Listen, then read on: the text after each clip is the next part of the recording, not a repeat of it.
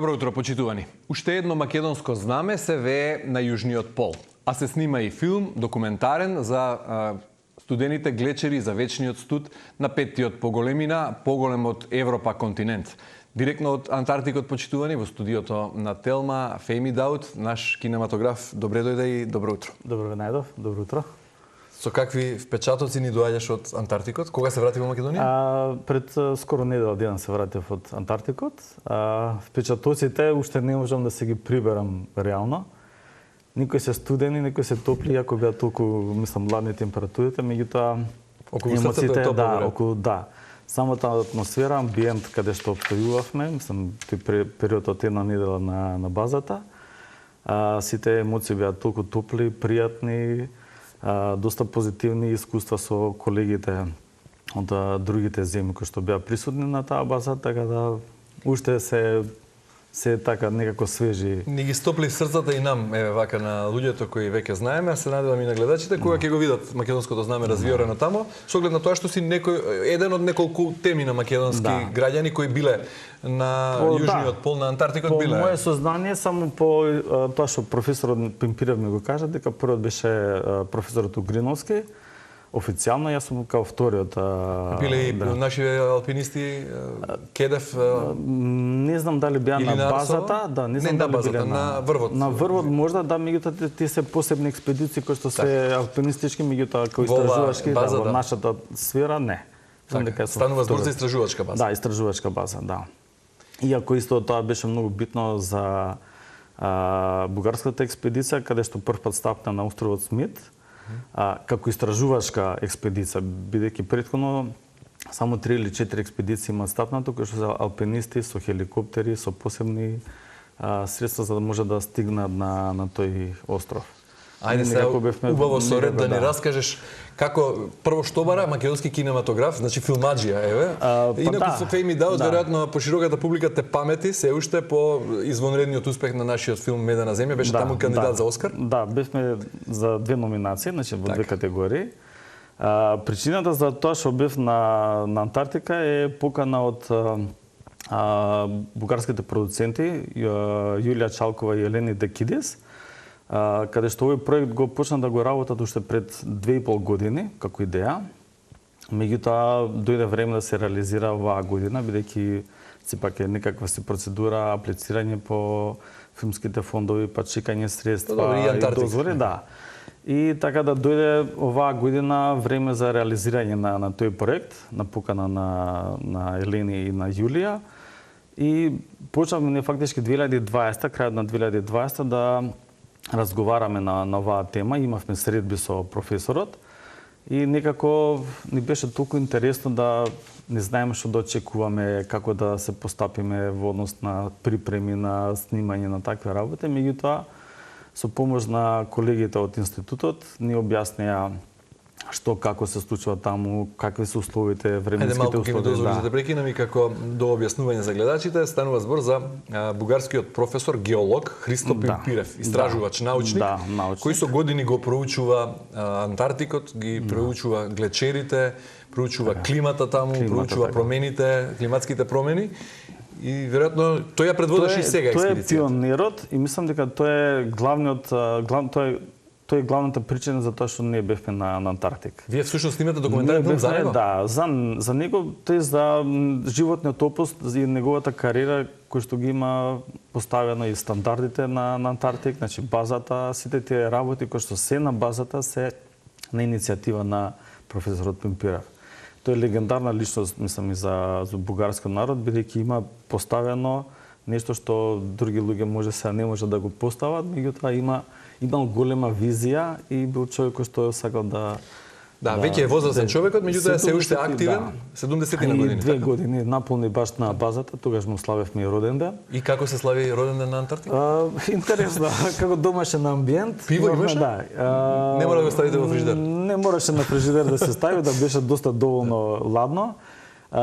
Интересен беше самиот тој ден на роден денот на професорот Пимпирев, бидејќи тој ден официјално се отвори новата лабораторија на базата, каде што ќе имат подобри капацитети за сместување по нова лабораторија, А гости не беа и членовите на шпанската експедиција, кои што се не толку далеко, на само 1 километар од бугарската база. И те не беа присутни на самото отварање, така да имаше голема посетеност и интерес од шпанската. Каде го славите родењето? Во самата лабораторија. Тоа не беше мислено во дел од базата. Како се затоплува лабораторијата? Внатре е топло? Значи, доста топло, бидејќи веќе имаат инсталирано нови системи, мислам таму се работи деноноќно од луѓе кои што се експерти во односот на загревање, на ладење, на водовод, канализација, за сите тие работи, фактички да ги чувствуваме домашните услови исто и таму. Значи, немаше голема разлика дали сме на Антарктика или сме... Кога влезете внатре, значи во внатрешен простор е... Буквално се осеќаш како да си како домашно. Како во хотел, например, или во... Не, хотел немаш никакво си голем сервис, меѓутоа се прилагодуваш за условите. За основните потреби има? Да. За туш може со топла вода има? Машина за перење, алишта, садови, значи клима, топол чај, кафе, струја има, храна, да цело интернет време, има? И интернет. И интернет, да.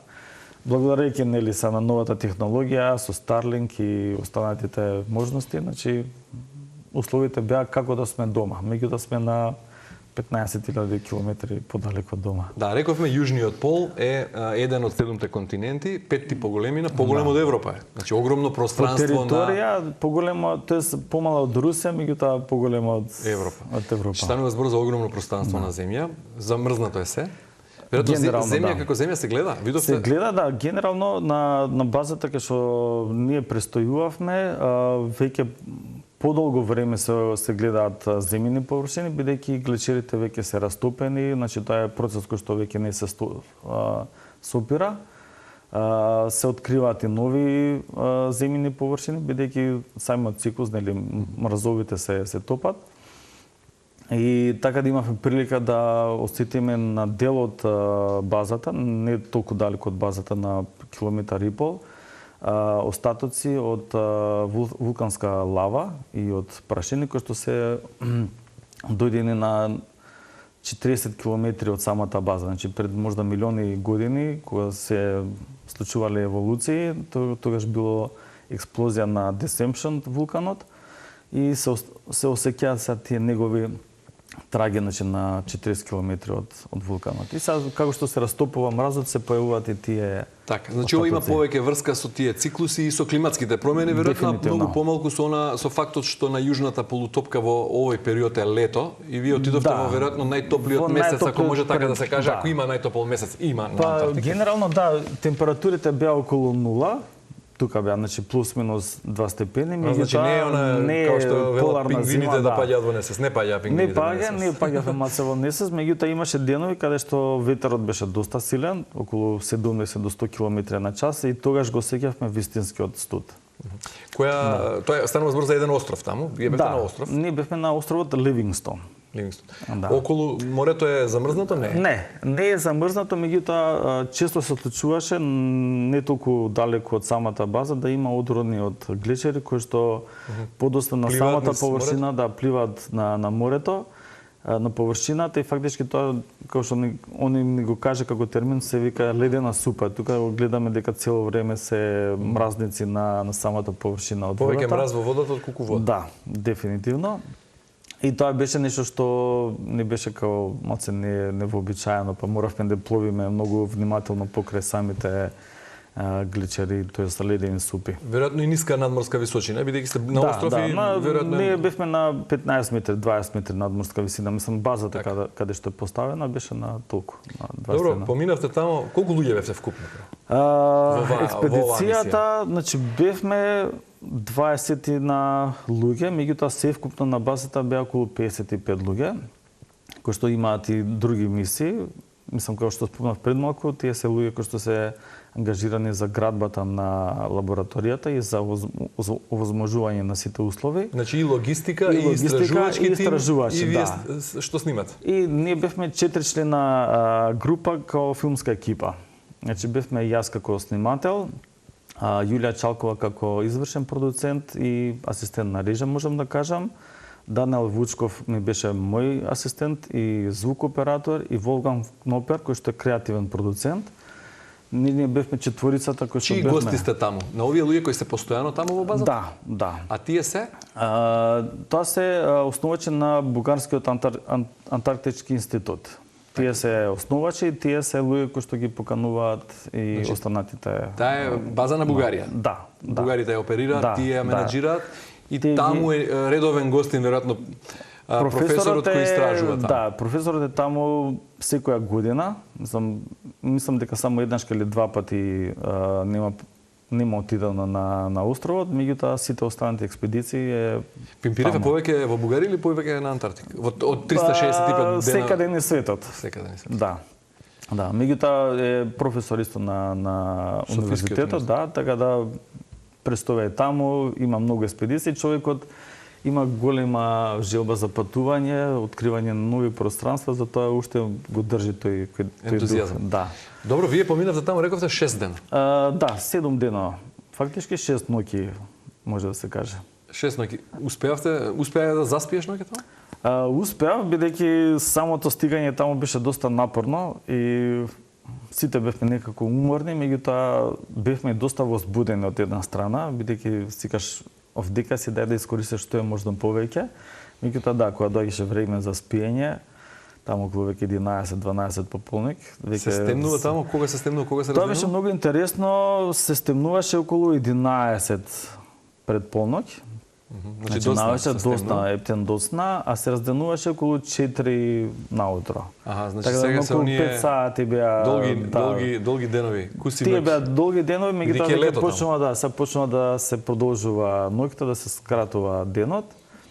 И гледавме што е можно повеќе да искористиме време да прошетаме околу базата, да опфатиме повеќе видеоснимки околу самата база, околината, пингвините, морските лавови. Облека најнормална зимска или треба некои посебни чевли со оглед на тоа што? Да, бевме снабдени со специјална опрема, меѓутоа не е нешто многу специјална, меѓутоа квалитетна зимска опрема која што ќе не заштити од студот. Кога не дуваше ветрот, велиш силни ветрови, кога не дува ветер е нормално. Тоа е сосем окей, значи може буквално, ајде се да не кажам во тренерки и патеки може да се искочи надвор, меѓутоа од проста причина ради сигурност беше препорачено да се биде со зимски чизми. Ради самата површина е лизгава, мислам може лесно човек да се повреди од тие аспекти. Иначе како температурни разлики беа сосема пристојни, тие денови каде што не имаше олуја или ветар, а другите денови се беше многу пријатно за шетање. Ајде уште малку околу дневната рутина, со што како изгледаат оброците таму, што ве послужија домаќините, јадат нешто посебно или? Не, оброците беа превкусни. За среќа имавме готвач во кујната кој што знаеше да не направи секакви врсти на јадење, притожно дело за ручекот со 3 до 4 различни врсти на супи, кои што најмногу луѓето обожава, меѓутоа имавме секаква храна. Значи имавме разноврсна храна и за доручек, и за ручек, и за вечера, така да не осетивме разлика дали сме на островот или сме некаде дома, значи Како се снабдуваат со намирници таму? Тие се снабдуваат со контейнери каде што по потреба се добавуваат преку помош на другите експедиции. Значи, кога се носи експедиција, се носи и, како да кажам, супорт за свежо оше нема. Имаше јаболки, имаше јаболки, мислам тоа што имаше авокадо, претежно такви некои си... Што траат подолго време. Подолго време, да.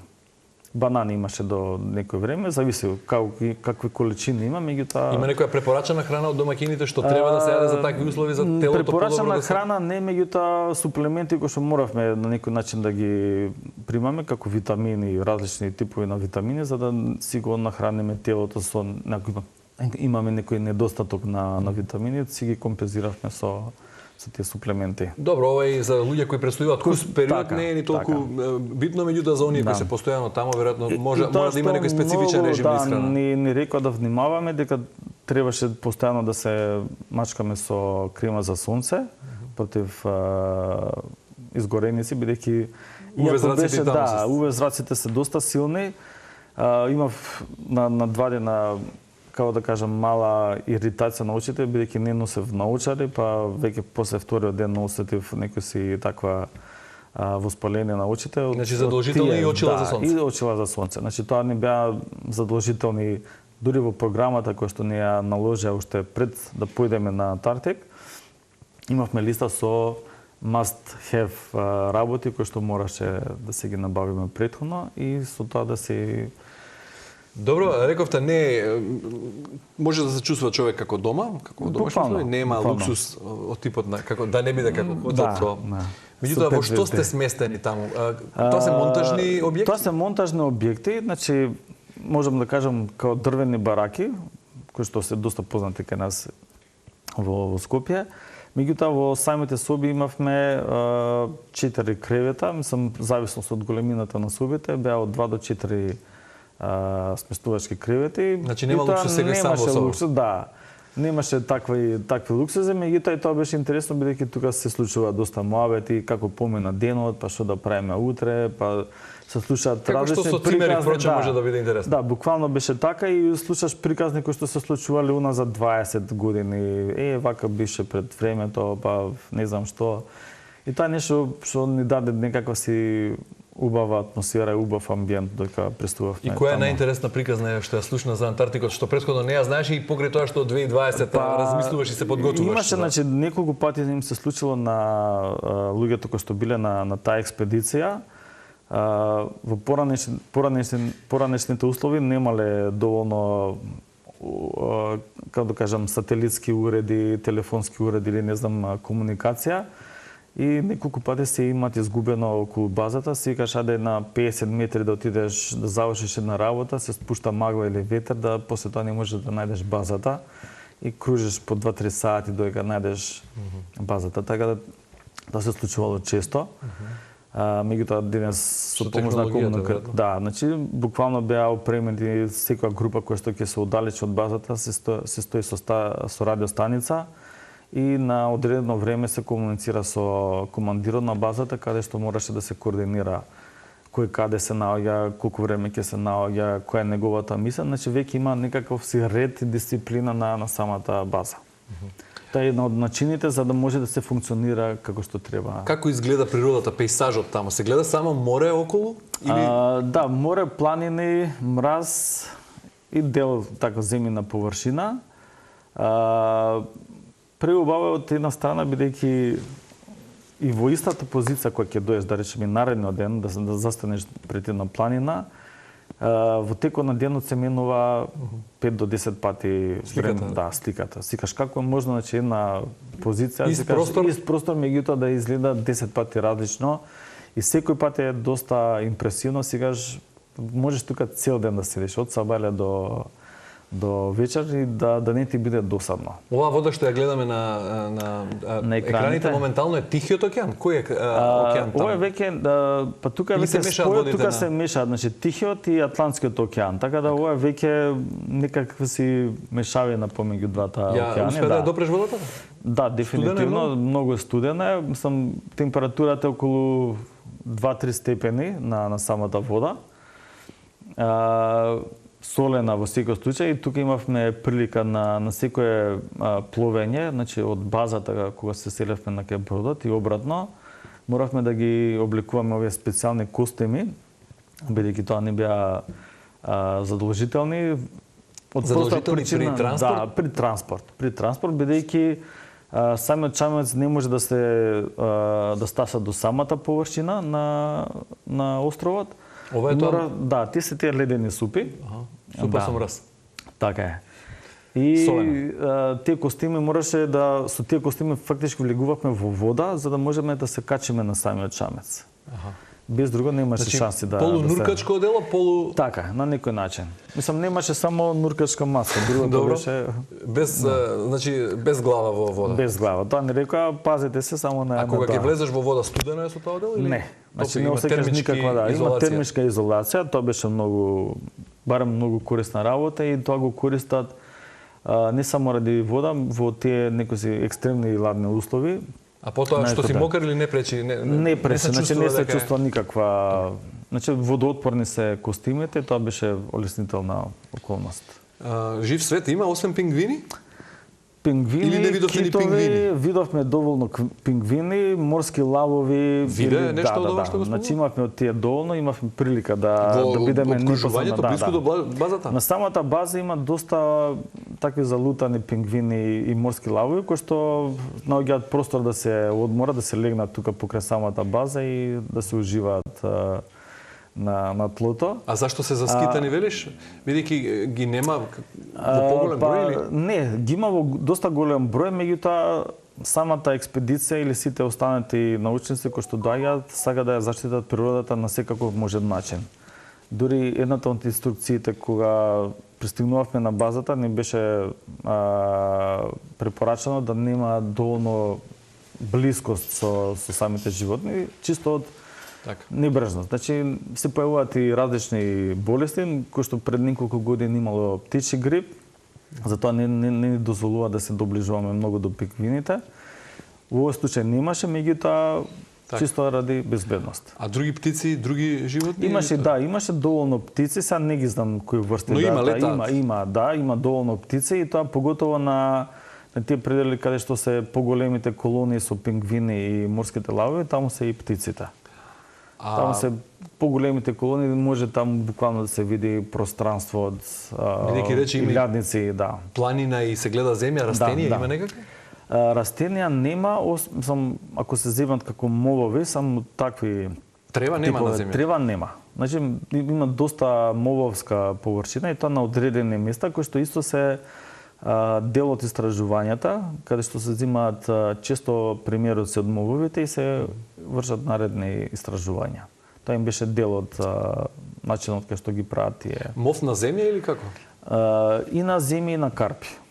Да, мислам, они се ги знаат, има на неколку места каде што ги имаат одредено точките и се истражуваат на тие точки. Инсекти, претпоставувам, нема, бидејќи многу студено. Сва среќа немаше инсекти, нема кумарци, нема тако работи, да. Од тоа бевме опуштени. Добро, сега до Аргентина, после Аргентина важното прашање, како се стасува до Антарктик?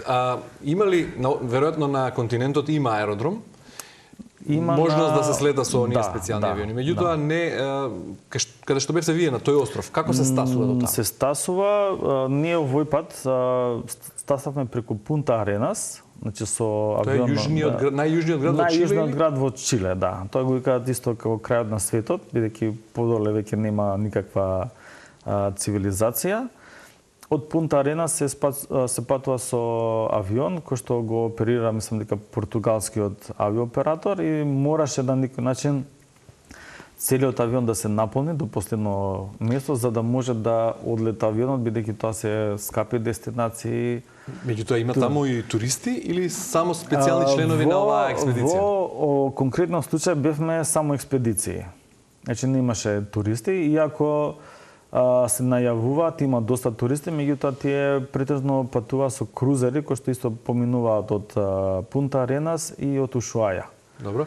И сега велите Пунтас Аренас го викаат градот крајот на светот. Да. И од таму тргнувате со авион. Колку време летате? Не беше нешто многу долго, околу 3 часа мислам дека беше летот, ако не се лажам. Добро, од крајот на светот плюс 3 сати. После 3 сати.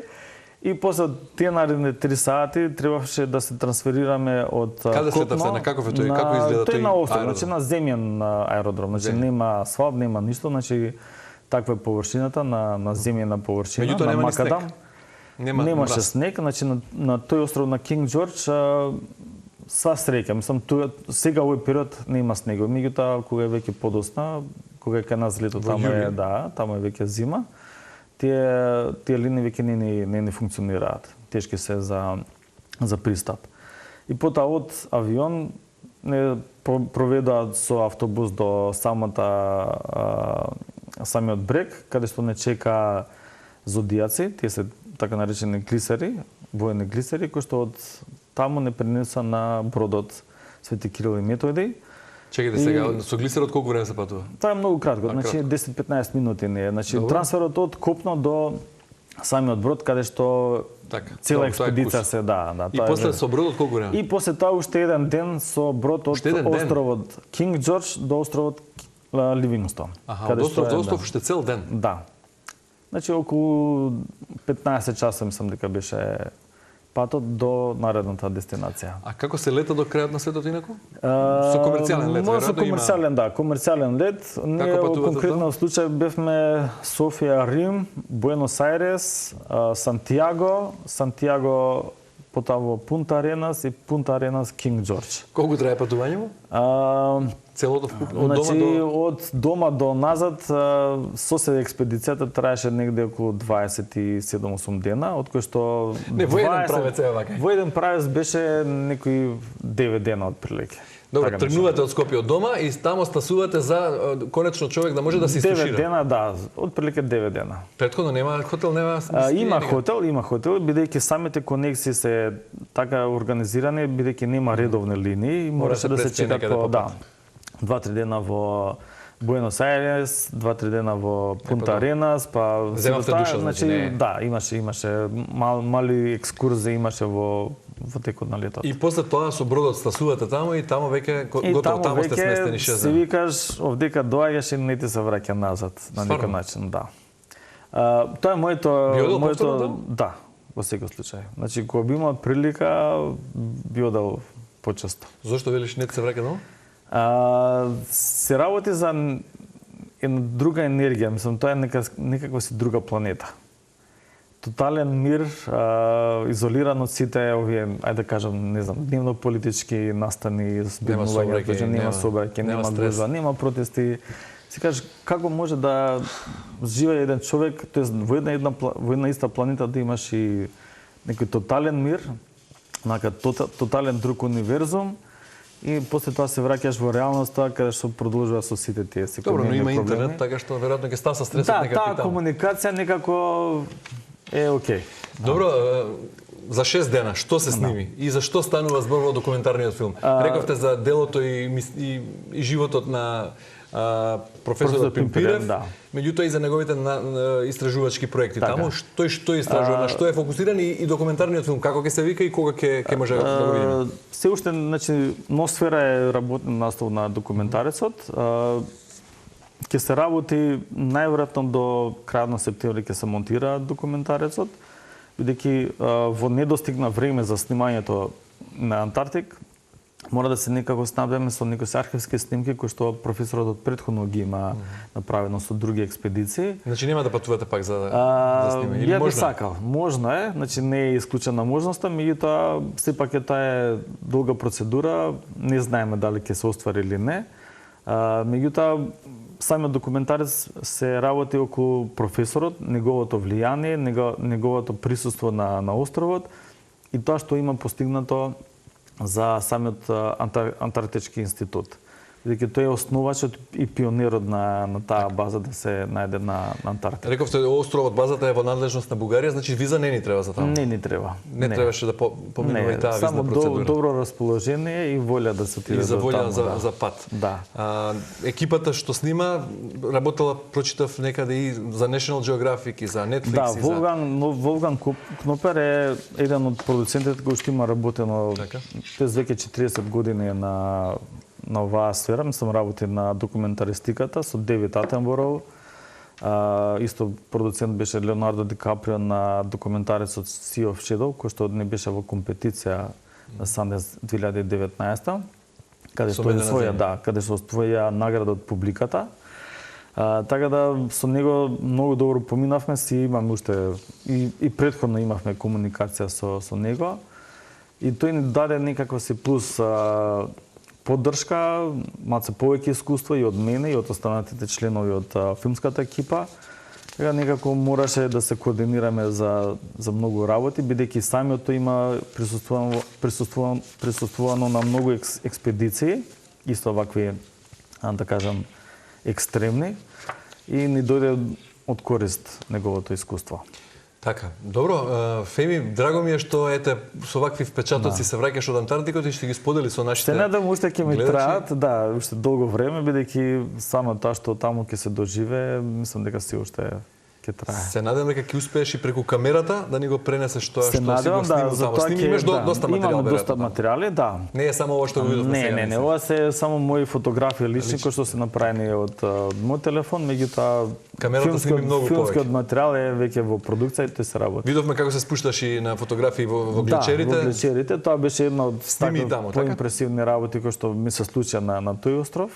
Некако се најде во некаква си просторија каде што ја осеќаш таа историја од пред 10 милиони години дека постои и можеш таа да ја допреш на некој начин. Да, ти благодарам уште еднаш за ова искуство и ти посакувам многу успех да не направиш повторно Горди и како со Медена земја и со овој филм и ете со тоа што го забоде македонското знаме и го развиори на Антарктикот. Ти благодарам многу.